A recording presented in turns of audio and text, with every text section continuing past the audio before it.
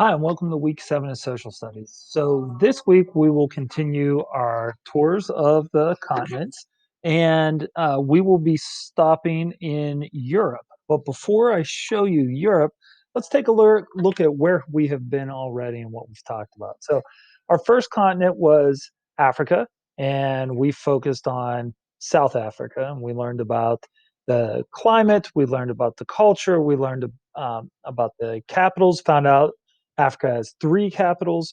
We also talked a lot about the weather and the makeup of the country.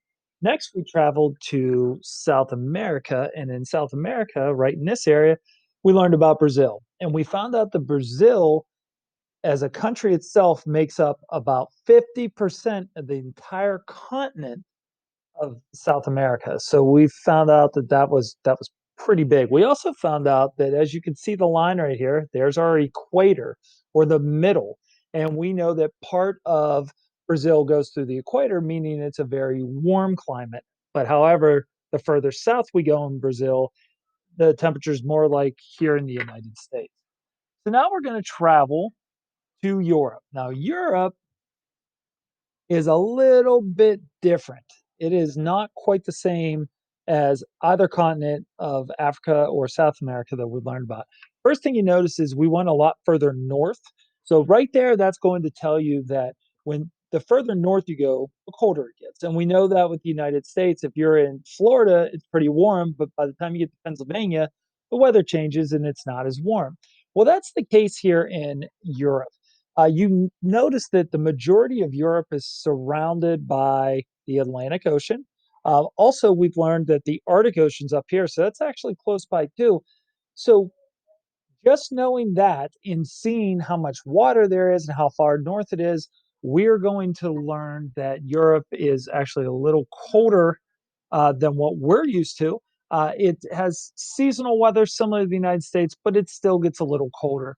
Also, in addition to learning about the weather, we're going to learn about the money, the language. We're also going to take a look at the makeup of Europe. So, uh, the other countries we took a look at, we saw some mountains, we saw some flatlands, we saw the ocean.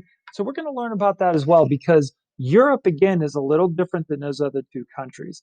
Um, Also, another important thing to know about Europe is although Europe is the second smallest continent, it is the third largest in terms of population. And then the last important fact that I wanted to share with you, and it's really hard to tell on this globe, so you may want to look it up on your own, but a lot of the countries that we know and are familiar with are in Europe. So, for example, England, Ireland, Scotland. We also have Germany, Spain, even part of Russia is considered to be in Europe.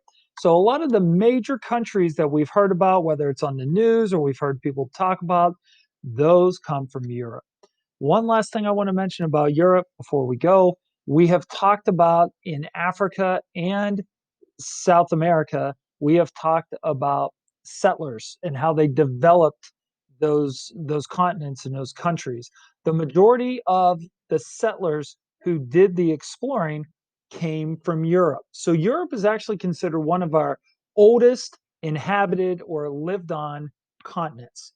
So as we go through the week and learn about France, um, please keep in mind that because there's so many different countries, we're only learning about one piece of Europe, and there's a lot more that we could potentially learn later on.